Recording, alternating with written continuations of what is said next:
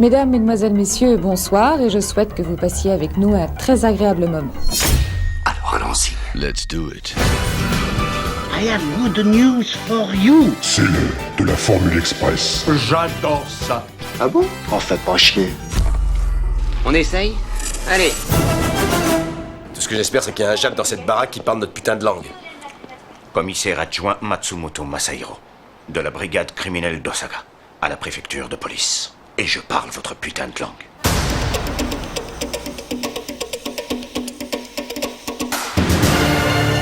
Salut à toutes et à tous et bienvenue dans cette 41e Formule Express de Retour à l'écran. On repart dans les années 80 pour remettre en lumière un grand polar réalisé par un immense réalisateur et interprété par un casting 4 étoiles. Ce film, c'est Black Rain de Ridley Scott avec Michael Douglas, Andy Garcia, Ken Takakura et Kate Capshaw. Sorti en France quelques semaines avant le second opus de Retour vers le futur, Black Rain connut un succès tout à fait correct, mais pas autant qu'aux États-Unis où malgré une forte concurrence, il remplit les salles. Et pourtant, de manière assez inexpliquée, le film a depuis un peu disparu des radars. Considéré à tort comme un film mineur dans la filmographie de Ridley Scott, et souvent critiqué pour sa représentation stéréotypée des Japonais, Black Rain peut pourtant aisément être considéré comme l'un des meilleurs polars de la fin des années 80. Pour tous ceux qui seraient passés à côté de Black Rain, ça raconte quoi ?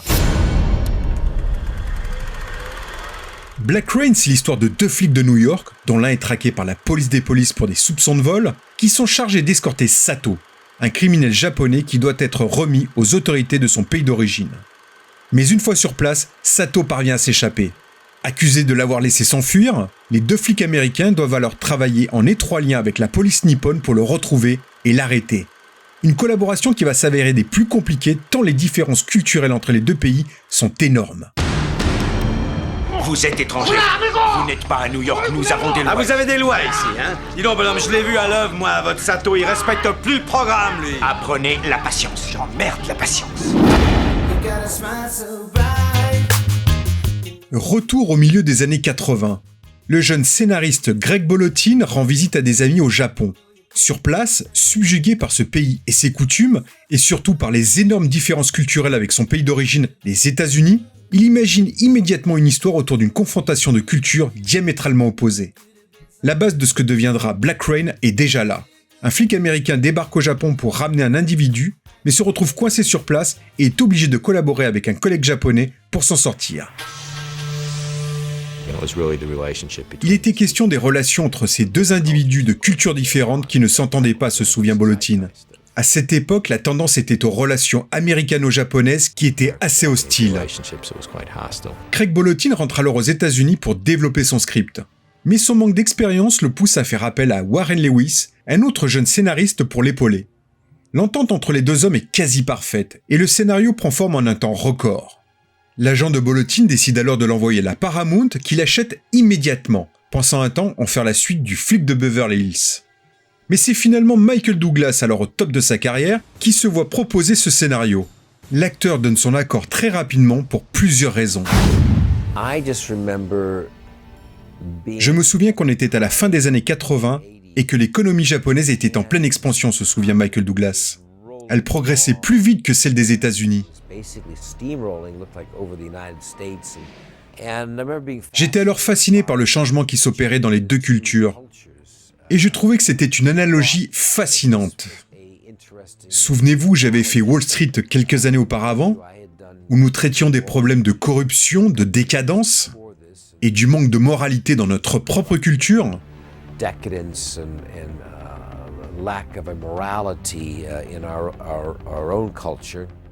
Et puis j'avais aussi fait Liaison fatale, avec Sheryl Lansing et Stanley Jaffé comme producteurs, et qui avait été un gros succès, et je voulais donc qu'on retravaille ensemble. Et quand j'ai lu le scénario, j'ai trouvé que c'était une idée géniale.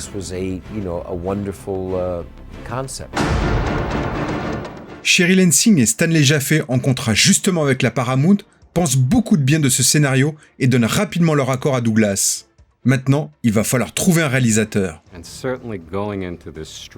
Et évidemment, pour pénétrer ce monde étrange et inconnu qui n'avait pas vraiment été exploré par le cinéma américain jusqu'à présent, nous voulions quelqu'un qui le saisisse visuellement, tout en ayant l'intelligence de s'approprier le scénario. Car nous savions que si nous faisions bien les choses, Ce serait bien plus qu'un film d'action, raconte Stanley Jaffe.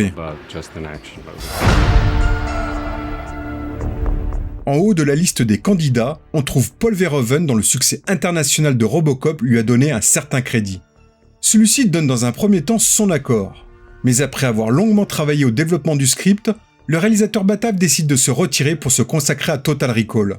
Douglas retrouvera tout de même Verhoeven quelques années plus tard pour Basic Instinct. Alors qui pour reprendre le flambeau ? Douglas et les deux producteurs pensent alors à Ridley Scott dont le talent artistique et le sens du visuel ne sont plus approuvés. Pourtant, Scott vit à ce moment de sa carrière une passe difficile. Ses deux précédents films, Legend et Traqué, n'ont en effet pas vraiment rencontré les faveurs du public. Mais cela n'effraie pas trop le trio qui estime que le réalisateur de Alien et Blade Runner est l'homme de la situation. Quand j'ai rencontré les trois, c'était assez intimidant, car ils étaient tous assis en silence pour savoir ce que je pensais du scénario, se souvient Ridley Scott. Je trouvais le scénario intéressant, enfin suffisamment pour m'y intéresser. Alors j'ai donné mes idées et proposé quelques arrangements ici et là. Dans la globalité, on est rapidement tombé d'accord. Et donc, une fois que ces changements ont été acceptés, il fallait convaincre les scénaristes et le studio. Mais vu l'étroite collaboration qu'entretenaient Cheryl, Stanley et la Paramount, les choses bougeaient vite. Donc j'étais sûr que les choses allaient se faire, quoi qu'il arrive. Interpréter un personnage de flic bourru, traqué par la police des polices et confronté à une culture totalement opposée à la sienne, constitue un nouveau défi pour Michael Douglas qui aime prendre des risques. À cette époque, j'aimais jouer des personnages ambigus, en zone grise, des rôles ni de héros ni de méchants, comme dans Liaison fatale ou Wall Street. Et dans Black Rain, je joue un personnage de flic qui pense avoir échoué dans tous les aspects de sa vie et dont l'intégrité professionnelle est remise en cause. Je n'aime pas les héros, ils se croient au-dessus des lois. Écoutez, je fais ce pourquoi on me paye, vu c'est déjà assez galère. Et je suis pas un ripou. On a fait nos petits calculs. Par mois, vous êtes au moins de 1000 $ dans le rouge. Des usuriers vous tiennent, vous en croquez. Si vous voulez m'inculper, d'accord, inculpez-moi. Si vous voulez vous taper une pignole, il y a des Kleenex dans le bureau. On vous coincera. Avec l'aide d'un bon collègue, on peut toujours manipuler un flic véreux. Flic véreux, hein, vous allez à l'hôtel de ville, hein, à la préfecture de police. Le système est pourri, et c'est moi qui vais en prendre plein le cul. Supérieur. C'est après son rôle mémorable dans Les Incorruptibles de Brian De Palma que les producteurs décident de choisir Andy Garcia pour incarner le coéquipier de Douglas qui va l'accompagner au Japon. Un personnage de jeune flic un peu fou lui aussi, parfaitement complémentaire à celui de Douglas. Sur le papier, cela ressemblait à un buddy movie classique avec une banale histoire de vengeance, se souvient Andy Garcia. Mais avec la présence de Ridley Scott et Michael Douglas, je savais qu'ils allaient en faire autre chose, quelque chose de plus profond. Et c'est ça qui m'a motivé. Il a cette extraordinaire énergie cubano-américaine et un incroyable sens de l'humour, souligne Michael Douglas. Ce qui a permis d'amener un peu de légèreté dans cet environnement japonais très strict. Le divisionnaire vous remercie infiniment. Nous partons. Halte au feu. On pourrait savoir où on va là? Non, mais sans blague. Mettez-nous au parfum, votre Sato il opère en solo ou quoi? Pas de vous dans cette affaire. On m'a donné ordre de vous conduire à l'hôtel. Je ne me mêle pas de cette affaire, je fais mon boulot. Merde quoi, j'ai l'air d'une momie. Nicky, on en saura beaucoup plus en yeux temps peinard qu'en se Vous bagarrant. n'êtes que des observateurs. J'adore les câlins. Mais avant de me faire mettre. Qu'est-ce qu'il a dit? Préliminaire. Il adore les préliminaires. C'est Michael Douglas lui-même qui souffle le nom de Ken Takakura à Ridley Scott pour interpréter le flic japonais. Un acteur à la filmographie longue comme le bras, qui a notamment été aperçu dans le Yakuza de Sidney Pollack ou Mr. Baseball aux côtés de Tom Selleck. Vous m'avez déshonoré moi et le service de police. Vous êtes un voleur. Je vous ai vu prendre les billets. J'ai informé Ohashi de votre crime. Il en a parlé à votre supérieur à New York. Nous savons quel genre de policier vous êtes. Connard de mes fesses, t'en connais pas une broque sur moi, alors hein, écoute! C'est toi et ton espèce de vertu de merde qui vont me coûter ma place à moi! Et je te parle, dis donc! Si Jackie Chan a été initialement approché pour jouer le rôle du méchant Sato, celui-ci refuse, estimant que le public ne voulait pas le voir interpréter un tel personnage. C'est finalement Yasaku Matsuda, un acteur très populaire au pays du soleil levant, qui sera finalement choisi pour ce qui sera son dernier rôle. Il disparut malheureusement quelques semaines après la fin du tournage de Black Rain, victime d'un cancer de la vessie. Le film lui sera d'ailleurs dédié. Pour compléter le casting, l'actrice Kate Capshaw, épouse dans la vie de Steven Spielberg, est choisie pour interpréter le seul rôle féminin du film. Un choix pourtant pas si évident au départ pour Ridley Scott. Jusque-là, j'avais toujours joué des personnages légers, raconte Kate Capshaw. Et Ridley Scott voulait pour Black Crane quelqu'un capable d'interpréter une femme de caractère particulièrement coriace. Je me rappelle que mon agent me disait juste avant les essais qu'il ne me voyait pas du tout dans ce rôle. Alors je me suis dit que je devais lui montrer, non pas que j'étais capable de jouer ce rôle, mais que je pouvais être cette femme. J'y suis allé, et j'ai dû me concentrer pour ne pas rire, pas sourire, ni plaisanter. Ce que je fais en général pour me mettre à l'aise.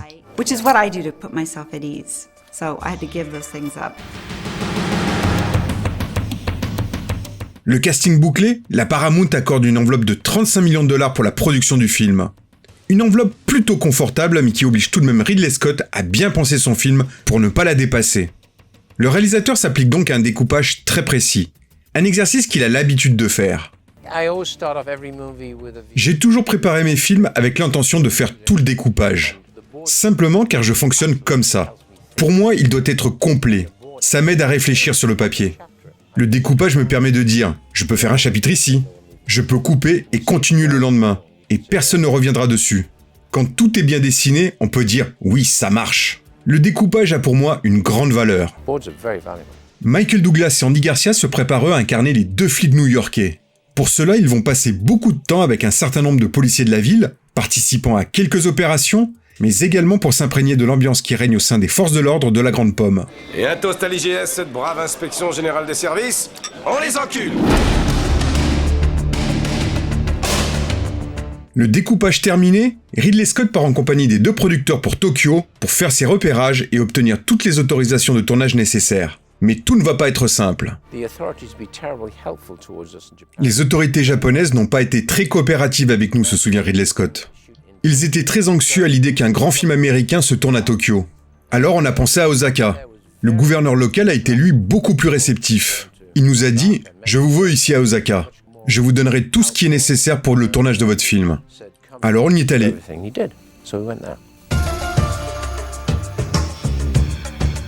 Le tournage débute en novembre 1988 à New York, dans le Meatpacking District, le quartier des bouchers aujourd'hui disparu, pour la scène de l'arrestation du méchant Sato.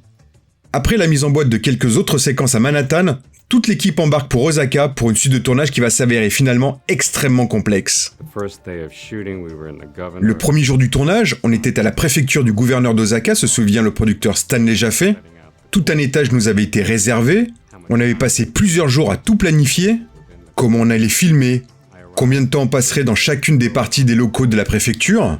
Et donc ce premier jour, on découvre que quelqu'un avait écrit un article critiquant le gouvernement d'avoir laissé des Américains utiliser une propriété gouvernementale pour tourner un film. À ce moment-là, on est convoqué au bureau du gouverneur et qui nous dit « Les règles ont changé. Vous pensiez pouvoir rester ici toute la journée ? Finalement, vous n'avez que 2 heures pour faire vos prises de vue. » On n'avait même pas commencé et c'était déjà un cauchemar. Les Japonais n'ont pas vraiment saisi la façon dont un film américain était fait, souligne l'autre productrice, Sherry Lansing. On a dû négocier plus qu'on ne le pensait. Et quand ils nous autorisaient à filmer à un endroit, ils nous disaient qu'on l'avait de 10h à 17h par exemple. On avait donc 7 heures. Mais la majorité du temps, on n'avait pas fini notre travail à 17h. Alors on demandait de l'avoir pour le lendemain. Mais ils nous répondaient qu'on ne pourrait pas, car on aurait dû finir notre boulot à 17h. Le directeur de la photographie, Howard Atherton, finit par jeter l'éponge, remplacé par un Yann de Bond qui va lui aussi devoir composer avec des autorités locales de plus en plus permissives, l'obligeant notamment à donner l'emplacement de sa caméra et de chacun de ses projecteurs au mètre près, sans possibilité d'improviser en cas notamment de changement climatique. Tu vois, moi, ça fait déjà 7 ans que je vis ici. Et je ne sais toujours pas lire les gros titres. Oui, pour eux, c'est non. Et peut-être, ça veut dire jamais. T'as éludé ma question, comment est-ce que j'arrive jusqu'à ce type? Laisse la police s'en charger. Oh, putain, personne n'aidera un gaijin. Gaijin?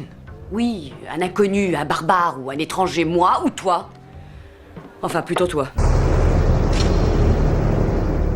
Devant toutes ces contraintes et le coût supplémentaire qu'elles engendrent, et devant l'impossibilité de faire plier les autorités qui va jusqu'à retirer certaines autorisations de tournage, estimant que le film allait donner une mauvaise représentation de la ville d'Osaka comme étant un lieu de crime et de violence, la production va finalement prendre la décision de poursuivre et terminer le tournage aux États-Unis.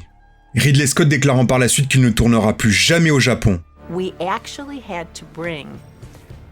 Au final, on n'a pu tourner qu'un tiers du film au Japon, raconte la productrice Sherry Lansing, car les autorités locales ne nous laissaient plus continuer à filmer dans les endroits que nous avions réservés. Parmi les scènes qui ont finalement dû être tournées aux États-Unis, il y a le grand final dans les vignobles dont les prises de vue ont été effectuées en Californie. Malgré ces difficultés, l'ambiance sur le tournage est plutôt bonne. Ridley Scott donne en effet toute la liberté nécessaire à ses acteurs pour s'exprimer et éviter d'ajouter de nouvelles tensions. J'ai eu la chance que Ridley me laisse beaucoup de liberté, se souvient Andy Garcia. Une liberté pour apporter des choses et émettre des idées sur le film. Car mon personnage était assez peu développé dans le scénario finalement. Mais j'ai eu le soutien de Michael et de Ridley pour apporter mes idées qui ont finalement été intégrées au film. Le tournage s'achève en mars 1989. Tom Rolfe, le monteur du film, est à pied d'œuvre depuis quelques semaines déjà pour donner vie au film de Ridley Scott. Les deux hommes s'entendent bien et parviennent à livrer assez rapidement un premier montage aux producteurs Stanley Jaffe et Sherry Lansing grâce au découpage précis effectué en amont par le réalisateur. Je me rappelle quand Ridley nous a montré le premier montage. Il durait environ 2h40 et il était absolument génial. Stanley et moi n'en revenions pas. C'était extraordinaire. Mais c'était son premier cut et nous savions tous qu'il allait recouper et ne garder que 2 heures de film. Et puis Ridley nous a rappelé environ 4 semaines plus tard et nous a montré une nouvelle version d'environ 1h50. Et là on lui a demandé « Mais qu'est-ce que tu as fait ?» Il dit « Comment ça ? Tu as coupé tout ce qui était bien. Pourquoi ?» Ridley Scott répond « Parce que je devais le faire. » Et il avait raison. Pour que le film dure moins de 2 heures, il a dû couper dans la structure, couper de très belles scènes.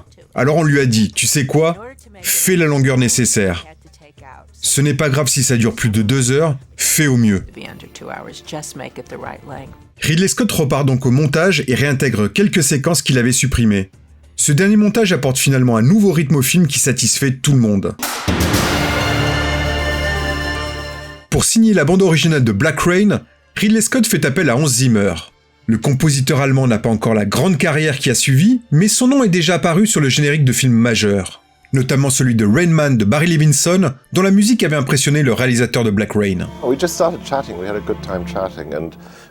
Au départ, on a pas mal discuté, échangé beaucoup d'idées, se souvient Hans Zimmer.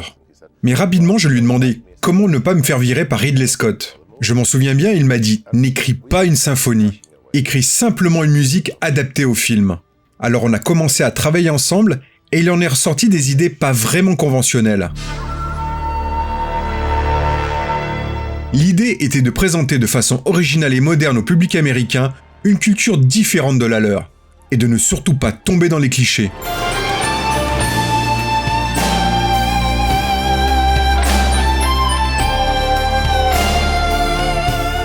Ridley Scott sera tellement satisfait du travail de Hans Zimmer qu'il fera de nouveau appel à lui pour un nombre conséquent de ses films, notamment pour Thelma et Louise, Hannibal, Gladiator ou La Chute du Faucon Noir. À la veille de sa sortie aux États-Unis planifiée pour le 22 septembre 1989, le film suscite beaucoup d'attentes auprès du public et de la critique. Michael Douglas, alors au top de sa popularité, est en effet absent au cinéma depuis 2 ans, depuis la sortie triomphale de Wall Street. Mais dès son arrivée sur les écrans, Black Rain déclenche quelques polémiques. Quand le film est sorti, se souvient Michael Douglas, il y a eu un critique notable qui a traité le film de raciste. Raciste dans la façon dont nous avions dépeint les Japonais. Et je vous cache pas que ça m'a beaucoup contrarié, donc je l'ai appelé et je lui ai dit « Dites-moi, êtes-vous déjà allé au Japon ?» Il y a eu un silence et il a fini par me dire « Non ». Alors je lui ai répondu « Pourquoi vous parlez de quelque chose que vous ne connaissez pas ?» Paradoxalement, le film a été très bien reçu au Japon. Il y a d'ailleurs un critique qui a dit que c'était le meilleur film japonais de l'année. C'était un sacré compliment pour Ridley Scott, et pour tous les gens impliqués dans la production de ce film.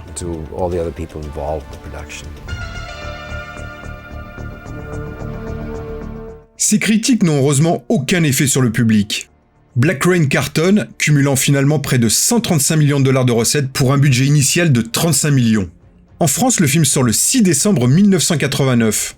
Si les critiques hexagonaux ne suivent pas les objections de leur homologue d'outre-Atlantique et accueillent Black Rain de manière plutôt positive, le public français ne fait pas de véritable triomphe au film, qui parvient tout de même à flirter avec la barre du million d'entrées.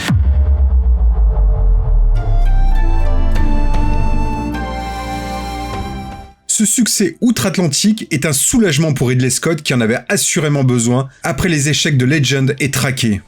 Un succès mérité malgré un accouchement dans la douleur pour ce qui restera l'un des meilleurs polars des années 80-90. Son intrigue, celle d'un classique buddy movie, est certes sans surprise, mais Ridley Scott la transcende grâce à la virtuosité de sa mise en scène sous influence de l'univers qu'il a lui-même créé dans Blade Runner. Comment ne pas voir en effet les similitudes entre cette Osaka de 1989 et le Los Angeles futuriste imaginé par ce même Ridley Scott dans Blade Runner. Scott s'inspire ici également du cinéma de son frère Tony, véritable champion du box-office à cette époque, avec des films ultra esthétiques comme Top Gun et Le flic de Beverly Hills 2. Ridley Scott dresse également un magnifique portrait d'homme aux cultures diamétralement opposées. Douglas compose avec talent ce flic blessé aux méthodes brutales et douteuses qui va devoir faire équipe avec un flic nippon, le génial Takakura, respectueux des valeurs de l'honneur et de la loyauté. On n'oublie pas bien sûr la présence marquante d'Andy Garcia. Scott nous offre également une belle succession de scènes d'action ultra spectaculaires portées par une superbe photographie. Beau, profond et spectaculaire, Black Rain demeure sans conteste l'un des films les plus réussis de Ridley Scott. C'est la fin de ce retour sur Black Rain de Ridley Scott. Toutes nos précédentes remises en lumière sont toujours disponibles sur notre site retouralécran.fr, sur notre chaîne YouTube et sur les meilleures plateformes de podcast et de streaming musical. À bientôt pour un nouvel épisode.